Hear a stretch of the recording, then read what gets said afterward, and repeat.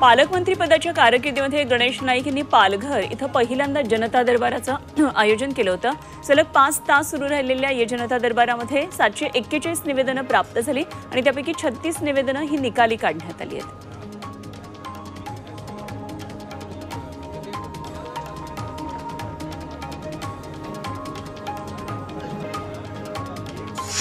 महापालिका निवडणुका एप्रिल किंवा मे मध्ये लागण्याची शक्यता आहे। तर आता मी धक्का प्रूफ झालो आहे असं विधान उद्धव ठाकरेंनी केलं। तसंच शाखेनुसार कामाला लागा असंही ठाकरेंनी म्हटलंय।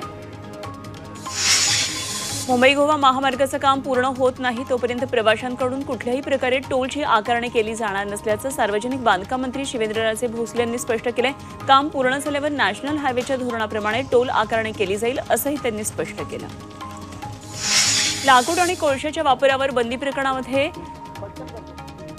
बेकऱ्यांचे प्रश्न तातडीनं ऐकून घ्या अशी विनंती सपाचे आमदार रईस शेख यांनी पत्राद्वारे केली आहे। पावाच्या दरामध्ये 3 ते 5 रुपयांपर्यंत वाढ होण्याची शक्यता आहे, त्यामुळे बेकरी मालकांचं मत ऐकून घ्यावं, परस्पर चर्चेतून तोडगा काढावा अशी विनंती आयुक्तांना केली आहे। शरद पवार हे आमचे विरोधक नाहीत, शत्रू तर नाहीच नाही आणि ते महाराष्ट्राचे देशाचे मार्गदर्शक आहेत अशी भावना खासदार संजय राऊत यांनी दिल्लीमध्ये व्यक्त केली। शरद पवार आमचे नेते आहेत आणि सेनापती आहेत, ते महाजी शिंदे आहेत अशा शब्दांमध्ये संजय राऊत यांनी पवारांवर स्तुतिसुमनं उधळली। भाजपा आमदार प्रवीण दरेकर यांचा एसआयटीनं जबाब नोंदवून घेतलाय। महाविकास आघाडी सरकारच्या काळात देवेंद्र फडणवीस आणि एकनाथ शिंदे यांना खोट्या गुन्ह्यामध्ये अडकवण्याचं षडयंत्र रचण्यात आलं होतं आणि हे षडयंत्र पोलिसांनी रचलं होतं असा गंभीर आरोप प्रवीण दरेकर यांनी केला होता। आमदार चिखलीकर यांनी अशोक चव्हाणांवर निशाणा साधलाय। मी अनेक पक्ष बदलले पण मी कुठल्याही पक्षामध्ये घाबरून गेलो नाही, मी कोणता घोटाळा केला नाही, माझ्या मागे कुठली चौकशी नाही असा खोचक टोला चिखलीकर यांनी नाव न घेता अशोक चव्हाण यांना लगावला। डोंबिवली इमारती प्रकरणामध्ये नगरविकास खात्याकडून कशी मदत करता येईल या सगळ्या संदर्भात प्रयत्न करणार अशी माहिती खासदार श्रीकांत शिंदे यांनी दिली आहे। त्यांना आम्ही एक वकील देऊन त्यांचा प्रश्न सोडवू असंही ते म्हणाले। पालघरच्या पारगावमध्ये पोलिसांनी जनसंवाद अभियानाचं आयोजन केलं होतं। सायबर गुन्हे मुक्त गाव मोहिमेअंतर्गत पोलिसांनी यावेळी नागरिकांसोबत संवाद साधला। सायबर क्राईम, आर्थिक गुन्ह्याचे प्रकार तसंच लैंगिक फसवणूक यासह विविध फसवणुकींसंदर्भात सतर्क राहण्याचं आवाहन यावेळी पोलिसांनी केलं। राज्याच्या अन्नपुरवठा विभागानं प्रत्येक रेशन कार्ड धारकाला ई-केवायसी बंधनकारक केलाय। ई-केवायसी न केल्यास लाभार्थ्यांचा धान्य पुरवठा बंद केला जाणार आहे। नाशिक जिल्ह्यामध्ये 11,50,000 लाभार्थ्यांचा ई-केवायसी झालं नसून हे लाभार्थी धान्य योजनेच्या लाभापासून वंचित राहू शकतात। गेल्या काही महिन्यांपासून सोलापूरमध्ये रेशन कार्डवर धान्य घेणाऱ्या लाभार्थ्यांची ई-केवायसीची प्रक्रिया सुरू आहे। या उपक्रमामध्ये शहरातल्या रेशन कार्ड धारकांचं 73% ई-केवायसी पूर्ण झालंय, तर या महिना अखेरपर्यंत 100% ई-केवायसी पूर्ण करण्याचा संकल्प करण्यात आला। शासकीय योजनांच्या अनुदानाचा लाभ सुरू ठेवण्यासाठी 28 फेब्रुवारीच्या आत कागदपत्रे जमा करण्याचं आवाहन सोलापूर नगरपालिकेनं केलंय आणि त्यासाठी संजय गांधी निराधार, श्रावणबाळ निराधार योजनेतल्या लाभार्थ्यांना दाखले जमा करणं हे आवश्यक असणार आहे। सोलापूर बाजार समिती निवडणुकीच्या सुनावणीला 25 फेब्रुवारीचा मुहूर्त निघालाय। उच्च न्यायालयामध्ये 25 फेब्रुवारीला सुनावणी होणार आहे। संचालक मंडळाला 2 वर्ष मुदतवाढ देण्यात आली होती। आता उच्च न्यायालयाच्या आदेशानुसार बाजार समिती पुढची कारवाई करणार आहे। आजपासून 10वीची परीक्षा सुरू होती आणि 16,11,610 विद्यार्थी परीक्षा देणार आहेत। राज्यात परीक्षेसाठी 5,130 केंद्र तयार करण्यात आली आहेत आणि या परीक्षा केंद्रांवर ड्रोन सुद्धा नजर ठेवली जाणार आहे। तसंच कॉपीचा प्रकार घडला तर दखलपात्र अजामीनपात्र गुन्हा सुद्धा दाखल होणार आहे। 10वीच्या परीक्षेसाठी नवी मुंबईतल्या शाळा आता सज्ज झाल्यात। नवी मुंबई शहरामध्ये 40 ठिकाणी परीक्षा केंद्र असल्याची माहिती ठाणे जिल्हा परिषदेच्या शिक्षण विभागानं दिली आहे। परीक्षा काळामध्ये विद्यार्थ्यांना अडचणी येऊ नयेत याची काळजी घेण्यात आली आहे। याशिवाय कॉपीमुक्त परीक्षेसाठी जिल्हा परिषदेच्या माध्यमिक शिक्षण विभागानं 6 भरारी पथकं नेमली आहेत। आयसीसी चॅम्पियन्स ट्रॉफीच्या ग्रुप बी मध्ये आज अफगाणिस्तान विरुद्ध साऊथ आफ्रिका अशी मॅच रंगणार आहे। कराचीच्या नॅशनल स्टेडियममध्ये दुपारी 2:30 वाजता मॅचला सुरुवात होईल। दोन्ही टीम्स विजयाच्या इराद्यानं मैदानात उतरतील, मात्र अफगाणिस्तानसमोर साऊथ आफ्रिकेसारख्या बलाढ्य टीमला रोखण्याचं आव्हान असेल।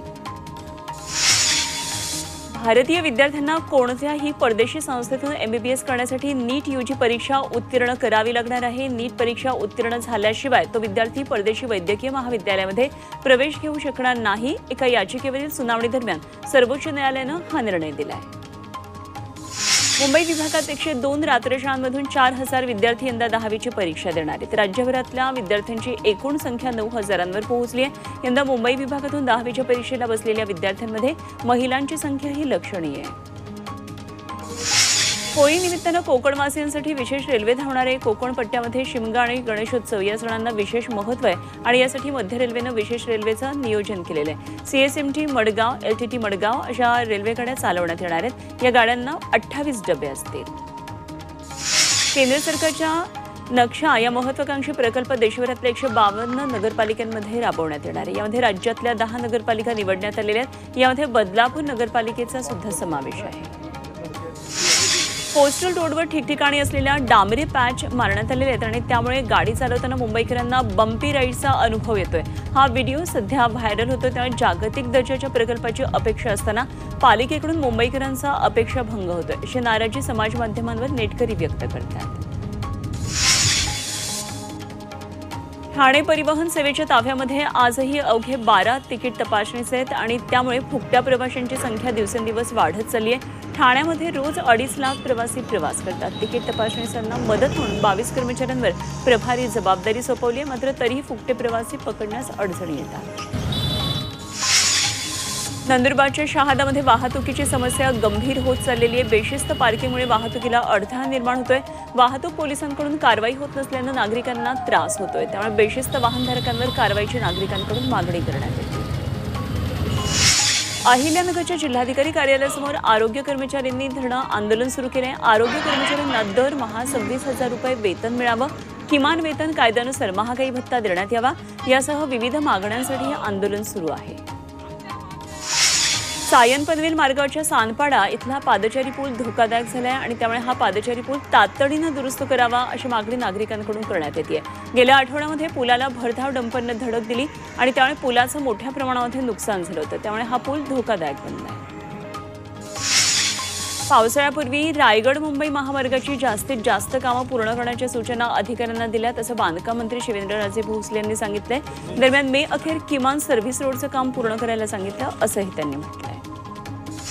अंबरनाथ तालुक्यातल्या चामटोली गावामध्ये रस्त्याची दुरवस्था झाली आहे। गेल्या अनेक वर्षांपासून नागरिकांना दगडधोंड्यांमधून वाट काढत प्रवास करावा लागतो, मात्र याकडे ग्रामपंचायतीचं दुर्लक्ष असल्याचा आरोप गावकऱ्यांनी केलाय। त्यामुळे पावसाळ्याच्या आधी रस्ता दुरुस्त करावा अशी मागणी त्यांनी केली आहे। इचलकरंजीमधल्या कुख्यात जर्मनी गँगनं आपल्या एका सहकार्याचा भर चौकात वाढदिवस केला आणि त्याचबरोबर या वाढदिवसाचा व्हिडिओ सोशल मीडियावर व्हायरल केला। त्यानंतर कोल्हापूर पोलिसांनी कारवाईचा बडगा उगारत भर चौकामध्ये वाढदिवस साजरा करणाऱ्या टोळीला ताब्यात घेतलं। सांगलीच्या मिरजेमध्ये रुग्णालयातून नळ चोरी करणाऱ्याला अटक केली आहे। त्याच्याकडून 12,000चे 9 नळ जप्त करण्यात आले आहेत। रुग्णालयामध्ये उपचाराच्या नावाखाली जात नळांची चोरी केल्याचं पोलीस तपासात पुढे आलंय। जळगावात 4,85,000चा लसूण पोलिसांनी जप्त केला। नागपूरमधल्या टाटा ऑनियन कंपनीचा हा लसूण असल्याची माहिती समोर येते। या कंपनीकडून चालकाला रांची या ठिकाणी लसूण पोहोचवण्याची जबाबदारी देण्यात आली होती, मात्र चालकानं परस्पर जळगावातल्या एका बेकरीमध्ये लसूण साठवून ठेवल्याचा प्रकार समोर आला। भंडाऱ्याच्या चिखला माईन्स जंगल परिसरातून मॅग्नेसची चोरी केल्याप्रकरणामध्ये पोलिसांनी कारवाई केली। या प्रकरणामध्ये 3 जणांविरुद्ध गुन्हा दाखल करण्यात आलाय। यामध्ये आरोपी इस्माईल शेख फरार आहे अशी माहिती पोलिसांनी दिली आहे। या आरोपींना ट्रॅक्टरमधून मॅग्नेसची चोरी करताना पोलिसांनी रंगेहात पकडलेलं। भंडाऱ्याच्या लाखनी तालुक्यामध्ये जुगार अड्ड्यावर छापा टाकण्यात आला। लाखनी पोलिसांनी कारवाईमध्ये 8 जणांना अटक केली। त्यांच्याकडून 7 मोबाईल, 4 दुचाकी आणि 33,670 रोख रक्कम असा 3 लाखाहून अधिकचा मुद्देमाल जप्त केला। वरई सिद्धार्थ कॉलनीतल्या रहिवाशांच्या समर्थनार्थ मनसेनं आंदोलन केलं। सिद्धार्थनगरमधल्या SRA प्रकल्प गेल्या 27 वर्षांपासून रखडलाय आणि त्यामुळे मनसे आक्रमक झाली। पुढच्या 8 दिवसांमध्ये काम मार्गी लावलं नाही तर आंदोलन तीव्र करू असा इशारा मनसेनं SRAला दिला।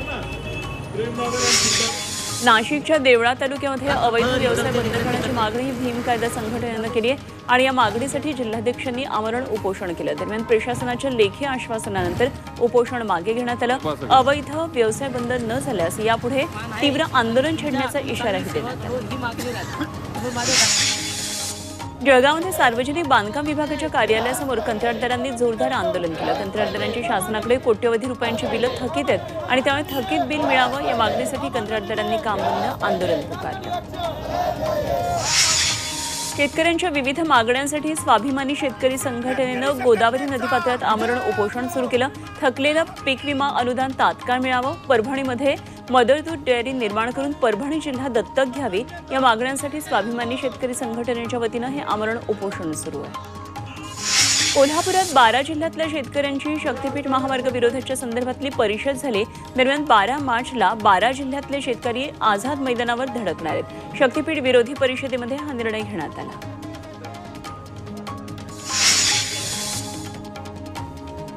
परभणी गोदावरी नदीपात्रामध्ये स्वाभिमानी शेतकरी संघटनेच्या पदाधिकाऱ्यांनी आमरण उपोषण सुरू केलं। थकलेला पीक विमा अनुदान तात्काळ मिळावा, शक्तीपीठ महामार्ग रद्द करावा आणि सोयाबीन खरेदी तात्काळ सुरू करावी अशा मागण्यांसाठी हे आंदोलन सुरू केलं। परभणीमध्ये मदर दूध डेअरी निर्माण करून परभणी जिल्हा दत्तक घ्यावा अशी मागणी यावेळी करण्यात आली।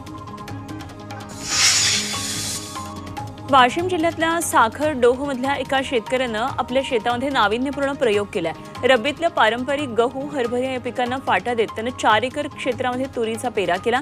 सध्या तुरीचं पीक बहरलंय आणि तुरीमधून 3.5 लाखांचं उत्पन्न मिळण्याची त्यांना अपेक्षा आहे।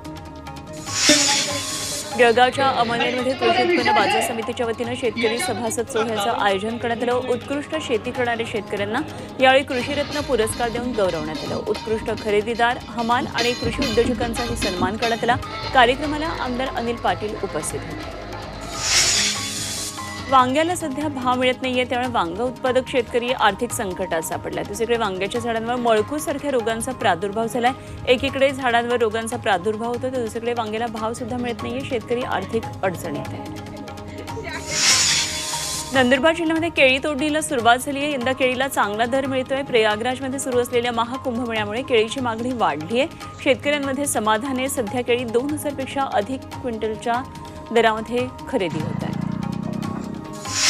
निवडणूक काळामध्ये सरकारनं शेतकऱ्यांकडून हमीभावानं सोयाबीन खरेदी करण्याची घोषणा केली होती, मात्र प्रत्यक्षात चांदवड तालुक्यात नोंदणी केलेल्या 851 शेतकऱ्यांपैकी फक्त 21 शेतकऱ्यांकडूनच सोयाबीन खरेदी करण्यात आला। त्यामुळे शेतकऱ्यांकडून संताप व्यक्त केला जातोय।